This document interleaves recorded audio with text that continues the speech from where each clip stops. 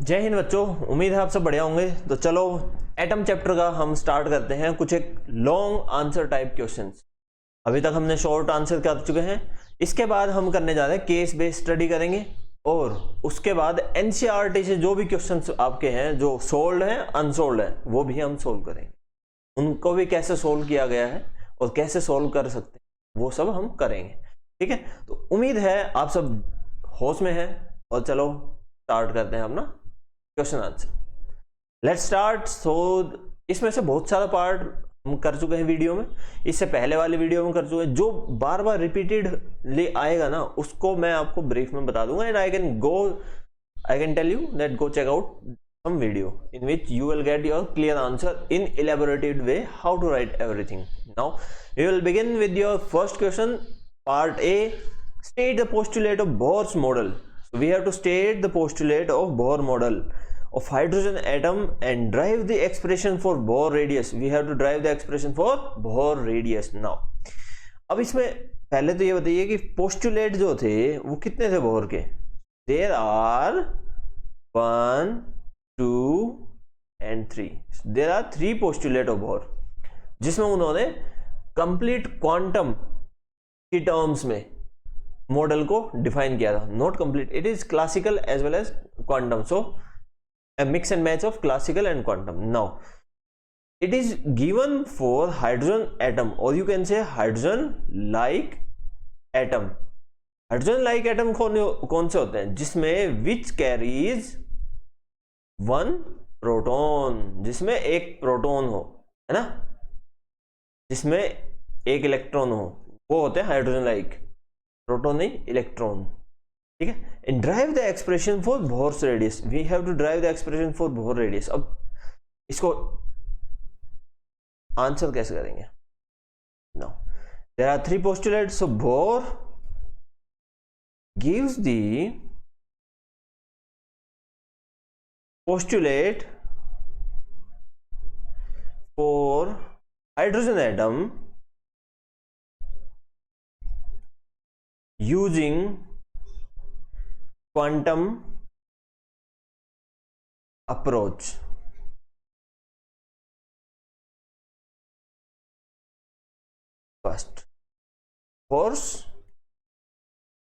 First postulate states that, अब सबसे पहले क्या था कि इलेक्ट्रॉन्स जो हैं वो एक ऑर्बिट में घूम रहे हैं। रदरफोर्ड ने क्या कहा था कि कंटिन्यूस जो एक सर्कुलर ऑर्बिट है उसमें रिवॉल्व कर रहे हैं।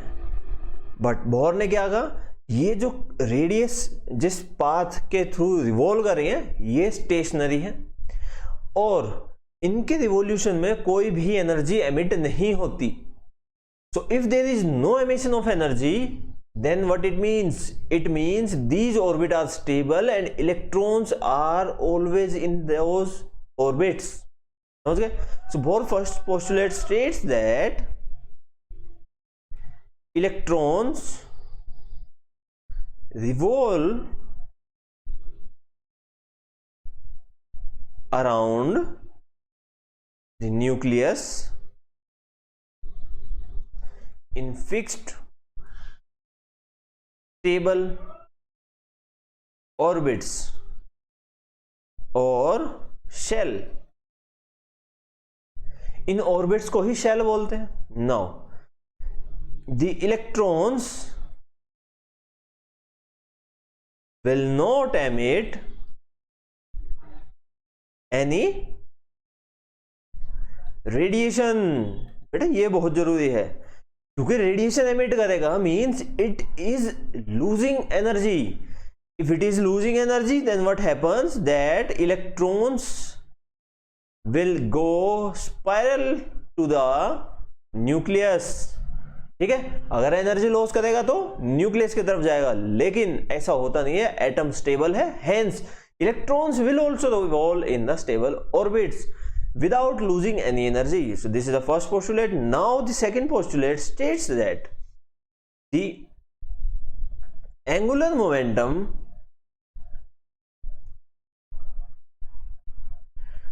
of an electron revolving in nth shell is equals to the n times, which is, you can say, integral times the h cut, or you can say h by 2 pi, means angular momentum L will be equals to n h cut, which means m v nth orbit में r nth orbit में is equals to n h by 2 pi. This is the second postulate given by Bohr. Write it down. That angular momentum of an electron revolving in nth shell is equals to the n times the h cut, or integral multiple integral times the h cut. H cut is h by 2 pi. So L is equals to n h cut, where L is equals to L angular momentum m v r. Here we are talking about nth orbit, so velocity will be of nth orbit. So m v n r n. This substitute, the subscript denotes the shell, which shell it is in, is equals to n h by 2 pi. Got it? Now these are the two postulates. What will be the third postulate states that electrons can jump from higher energy state to lower energy state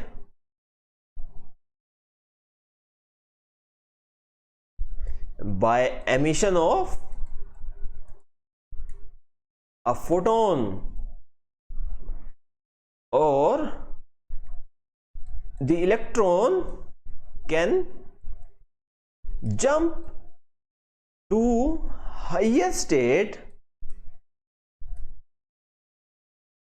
by absorption of a photon. The energy difference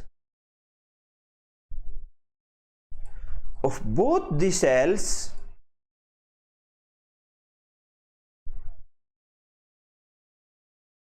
is given by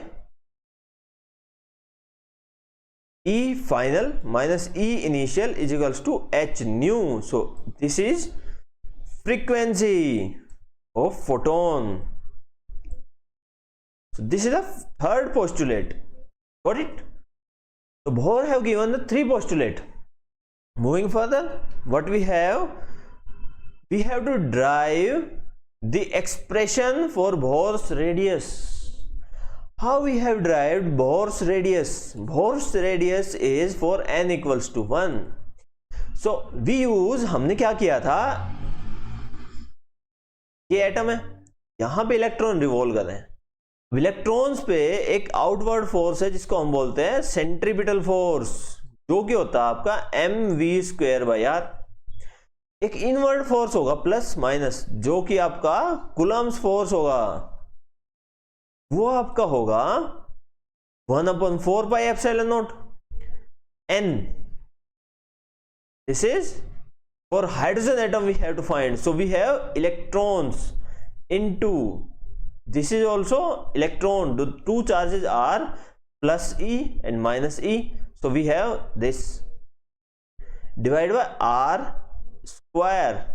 ठीक है. अब ये दो force है, क्योंकि electron आपका balance है, हमेशा एक ही शेल में रहता है, means these two forces are contrary, means they are having equal magnitude. इसलिए तो ये ऑर्बिट चेंज नहीं हो रही, क्योंकि अगर ये फोर्स ज्यादा होता तो इलेक्ट्रॉन बाहर की तरफ जाने लग जाता, ये फोर्स ज्यादा होता इलेक्ट्रॉन अंदर की तरफ आने लग जाता. So these forces are equal, means mv² by r is equals to 1/4 pi epsilon naught E² upon r². r से r काट सकते हो. This is the first thing. Using Bohr's second postulate, you can write L is equals to MVR is equals to NH cut. From here you can find Rn is equals to NH cut over MVN. आप R की value यहां पे substitute कर सकते हो. What you will get is MV square, ये तो नीचे आ जाएगा, तो R is equals to E square upon 4 pi epsilon naught into MV square. ये इस इक्वेशन से आ गई, ये इस इक्वेशन से आ गए, दोनों को इक्वेट कर देंगे. So we have NH cut अपॉन MVN is equals to E square upon 4 pi epsilon naught MV square. यहां से तो आप वेलोसिटी निकाल सकते हो. अब ये जो वेलोसिटी आएगी, v की जो वैल्यू आएगी, उसको आपने रख देना है इसमें. What you will get? You will get radius of electron. Now you have to find Bohr's radius. बेटा कुछ समझ नहीं आ रहा हो, ये कंप्लीट एक वीडियो बना चुका हूं मैं, वीडियो के टाइटल में भी आपका लिखा होगा Bohr's radius. तो Bohr's radius क्या हो जाएगा, n इक्वल्स टू 1 सब्स्टिट्यूट कर देंगे, you will get R1 is equals to some value. ठीक है, तो ऐसे बोर्स पोस्टुलेट निकालना है, बोर्स रेडियस निकालना है, और ये Bohr's postulate. Now moving further to the second part, find the ratio of the longest and the shortest wavelength among the spectral lines of Balmer series. Now you know that for wavelength we have 1 upon lambda, or you can say lambda bar, which is wave number is equals to R 1 upon n final का square minus 1 upon n initial square. यहां पे for Balmer series what you have, Lyman is for n equals to 1, means n final equals to 1. Balmer, Lyman, Balmer, Paschen, bracket, Pfund, n equals to 1, 2, 3, 4, 5. These are the sequence. So for Balmer, your nf will equals to 2. Substituting this value here, आपको क्या मिलेगा, r 1 upon 2 का square minus 1 upon n initial का square. Now अब ये मैंने आपको पहले बताया था, अगर आपको समझ नहीं आ रहा लॉन्गेस्ट कब आएगी, शॉर्टेस्ट कब आएगी, तो आप सिंपल क्या करो, वैल्यू सब्स्टिट्यूट कर दो. इसमें वैल्यू सब्स्टिट्यूट करेंगे इस इक्वेशन में. n इनिशियल एक तो इससे जस्ट अगली जो कि 3 हो जाएगा, और एक n इनिशियल इंफिनिटी. ये दोनों वैल्यू सब्स्टिट्यूट करके देखो, यहां पे 1 अपॉन लैम्डा की वैल्यू आ जाएगी, जो बड़ी वैल्यू है यहां से 1 upon lambda, then you will find lambda. अब लैम्डा से शॉर्टेस्ट और लॉन्गेस्ट आप निकाल सकते हो. ठीक है, पेपर में ऐसे नहीं लिखना so the longest wavelength will be, नहीं, सीधा इसका सॉल्यूशन करो, दूसरे का सॉल्यूशन करो, मींस n इक्वल्स टू 3 के लिए करो, n इक्वल्स टू इन्फिनिटी के लिए करो. फिर देखो कौन सी बड़ी है, जो बड़ी है उसको लॉन्गेस्ट ऊपर टाइटल डाल दो, जो छोटी है उसको शॉर्टेस्ट डाल दो. Very simple. अब इसके बाद आगे बढ़ते हैं. So next question here is, using Bohr's postulate derive the expression for the frequency of radiation emitted when electron in hydrogen atom undergo transition from a higher energy state Ni to the lower energy state Nf. So ये अभी जो बताया ना third postulate, you have to define the third postulate that I have told you. Third postulate that when जब देखो ये अगर आपको लिखना है that you can write it, I will not write here, you have to write it. तो आप लिख सकते हो इसमें, when an electron jumps from a higher energy state to the lower energy state, there is the emission of photons, but the electrons can also jump from low energy state to the higher energy state by absorbing an external electron. So the frequency of that photon can be derived as difference between the two energy state, final minus initial, is equals to nh is equals to h nu. So it is ENF minus ENI will be h nu. समझ गए? ऐसे जो postulate था उसको लिखना है आपको. अब इसमें कुछ और भी है. Yes, second part is when electron in hydrogen atom jumps from energy state Ni initial energy state है 4 से जंप किया 3 पे, फिर 2 पे और 1 पे, अलग अलग. मतलब 4 से 3, 4 से 2, 4 से 1। Identify the spectral series to which the emission line begins. We have to find spectral series. Spectral series is Lyman, Balmer, Paschen, Brackett and P fund.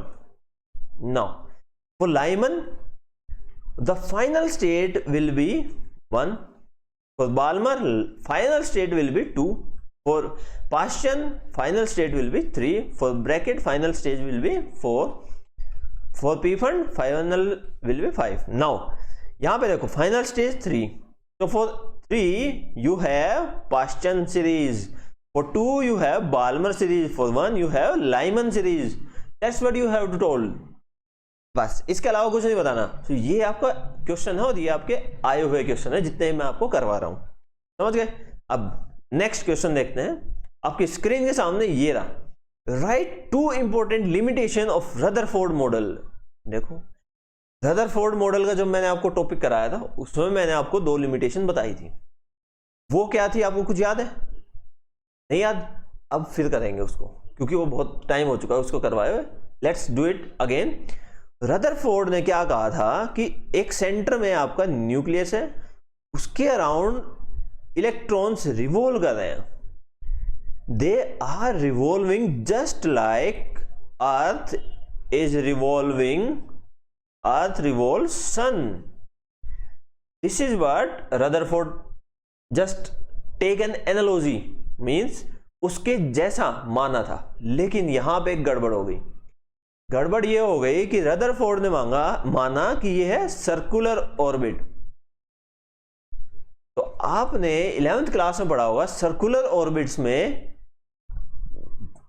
यहां पे इलेक्ट्रॉन, अब इलेक्ट्रॉन चल रहा है तो it is having a velocity component और यहां पे एक एक्सेलरेशन कंपोनेंट भी होगा, ठीक है। यूनिफॉर्म सर्कुलर मोशन माना है।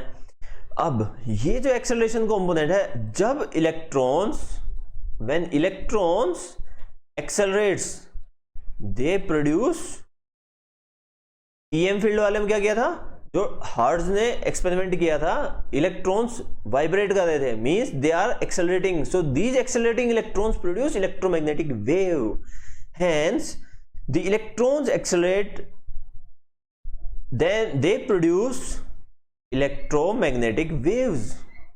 Now ये वेव जो प्रोड्यूस हुई है इसकी वजह से क्या होगा, कुछ इलेक्ट्रॉन की एनर्जी कम होगी, क्योंकि भाई एनर्जी अगर मेरे में से फोटोन की फॉर्म में निकली है तो मेरी एनर्जी कम हो जाएगी। तो इलेक्ट्रॉन क्या हुए, यहां पे रिवॉल्व कर रहे थे, इलेक्ट्रॉन थोड़ा अंदर आ जाएंगे, फिर एक यहां पे चक्कर लगाएंगे, फिर ये सर्कुलर ऑर्बिट है, तो फिर यहां से भी क्या होगा, आपकी फोटोन निकलेगा, क्योंकि एक्सेलरेटिंग क्या होता है, ईएम वेव प्रोड्यूस करता है। तो ये फिर और पास आ जाएगा, आता आता आता ये आपके न्यूक्लियस में जाके मर जाएगा। लेकिन क्या रियलिटी में ऐसा होता है? नहीं।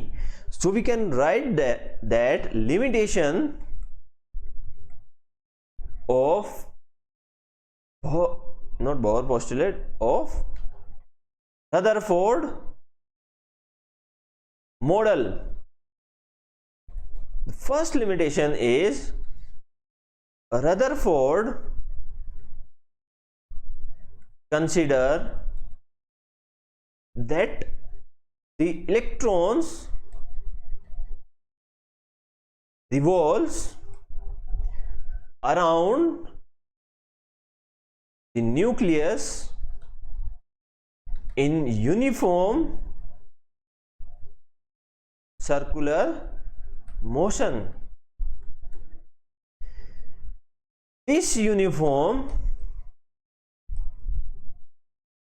motion will have acceleration in electrons. The accelerating electrons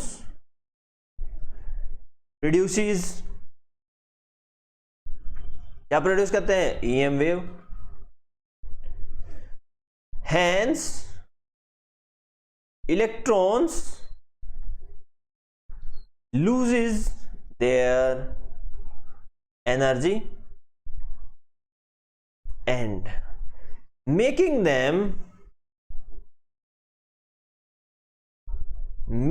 their radius of revolution smaller.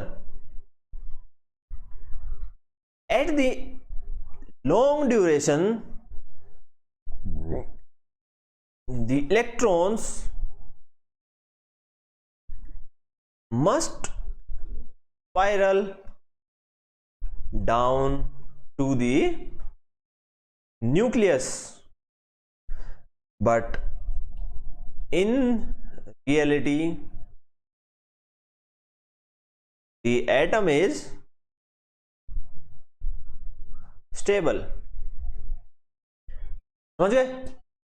तो अब इसके बाद ये तो होगी first limitation. Now the second limitation इसमें से ही आएगी, क्योंकि वो कंटिन्यूअस रिवॉल्व कर रहे हैं तो कंटिन्यूअस एनर्जी एमिट होगी, मतलब जो एटम एनर्जी रिलीज कर सकता है वो किसी भी फ्रीक्वेंसी ही कर सकता है।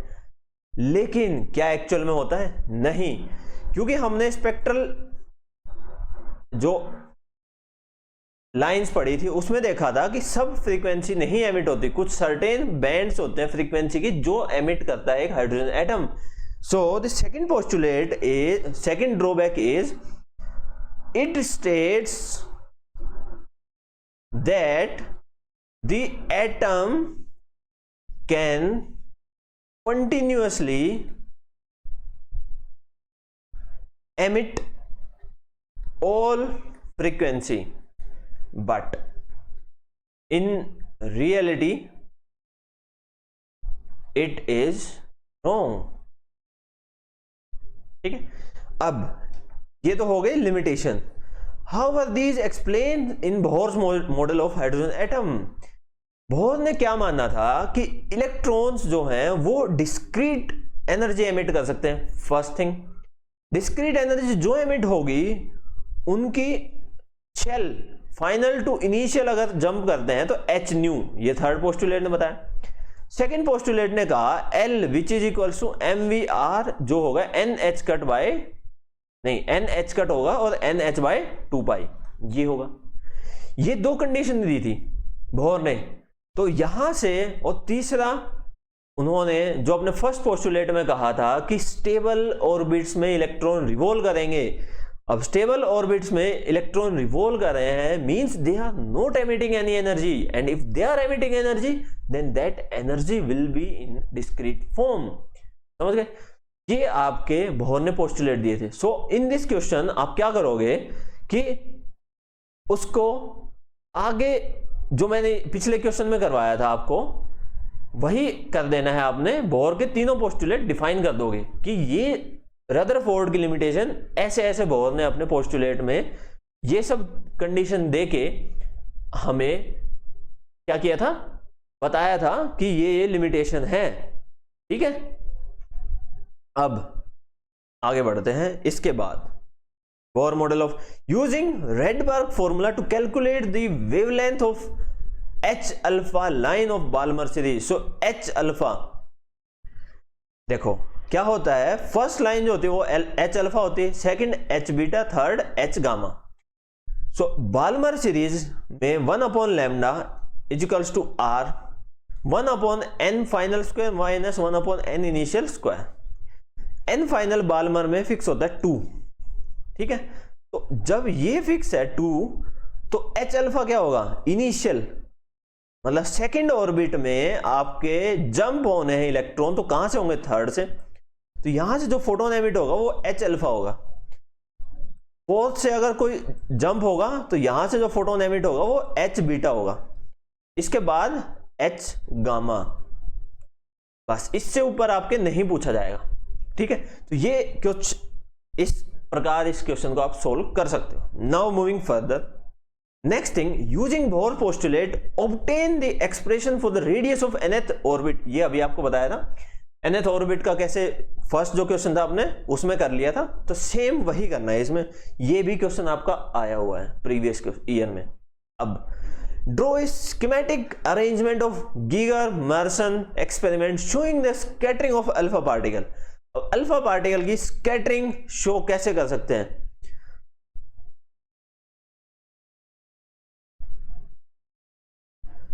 Why is that the alpha particle goes straight through the foil and only a small fraction gets scattered at large angle?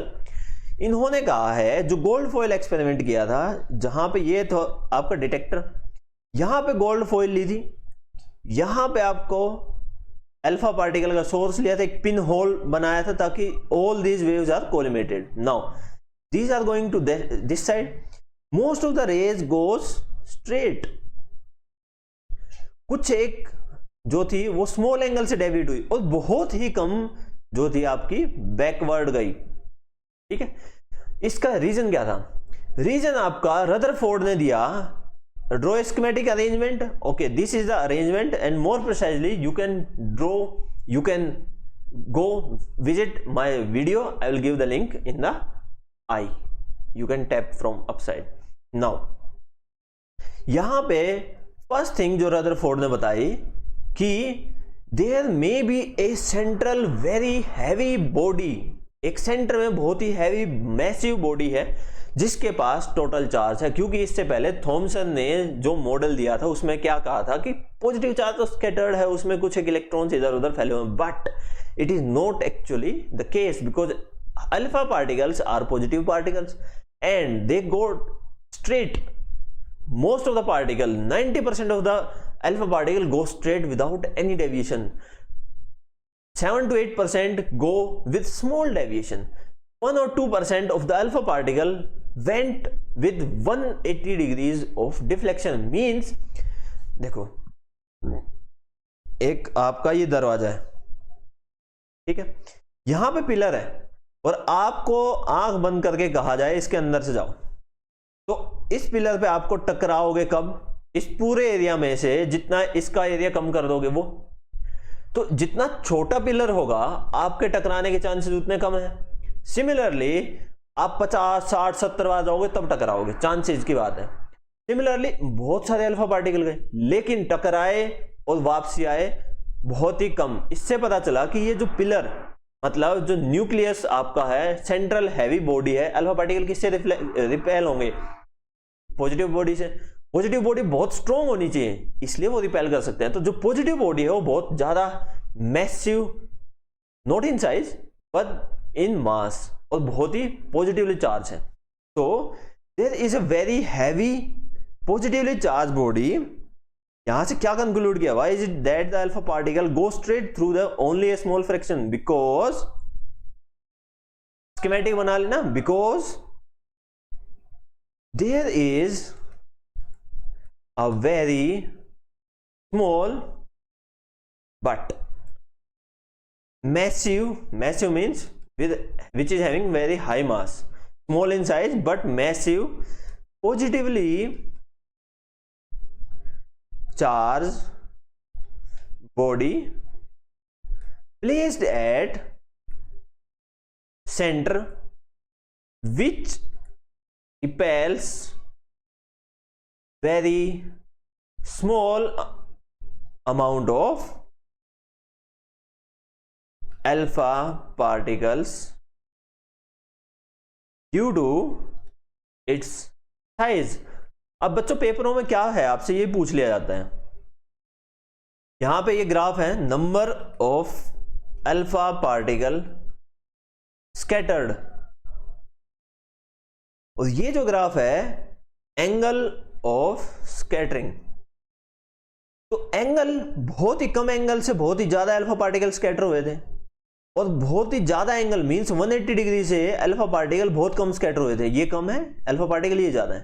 तो यहां पे, और ये जो ग्राफ है ये आपका एक्सपोनेंशियल है ऐसे, ठीक है। तो ये भी आपके कई बार पूछ लिया जाता है। इसको डिटेल में लिखने के लिए वीडियो को आप देख सकते हो। Now to the next question, we have draw the trajectory of the alpha particle in Coulomb's field of nucleus. Okay, सो ये आपका न्यूक्लियस हो गया। हमें ट्रेजेक्ट्री बनानी है, तो इसका कुछ एक इंपैक्ट होगा। ये सेंटर है, सेंटर से यहां तक अगर टकराएगा अल्फा पार्टिकल, इसको B1 मान लेते हैं। फिर इसके बाद ये फील्ड मान लेते हैं, इसको B2 डिस्टेंस को, और इसके बाद B3। तो अगर अल्फा पार्टिकल आर कमिंग यहां पे, फिर टकरा के वापसी जाएंगे, means if alpha particle are having impact factor, impact parameter equals to B1 or less than B1, then they will have head-on collision and reflect with 180 degrees. ठीक है, अब अगर alpha particle B2 minus B1, B2 minus B1 means ये complete minus ये, मतलब ये वाला, अगर इस रीजन से जाते हैं तो दे विल स्कैटर्ड लेस, और इसके बियॉन्ड से जाते हैं तो they will not scatter at all. तो इंपैक्ट पैरामीटर से आप पता लगा सकते हो कि कितना जो अल्फा पार्टिकल है वो कितना स्कैटर होगा। Impact parameter is that distance from the centre line of the nucleus, यहां तक। वो इंपैक्ट पैरामीटर से हम बता सकते हैं information can be obtain regarding size of the nucleus. Okay, तो इंपैक्ट पैरामीटर जो है उससे ही आप साइज बता सकते हो, क्योंकि B1 तक 180 तक B1 जो है यहां पे भी होगा, यहां पे भी होगा।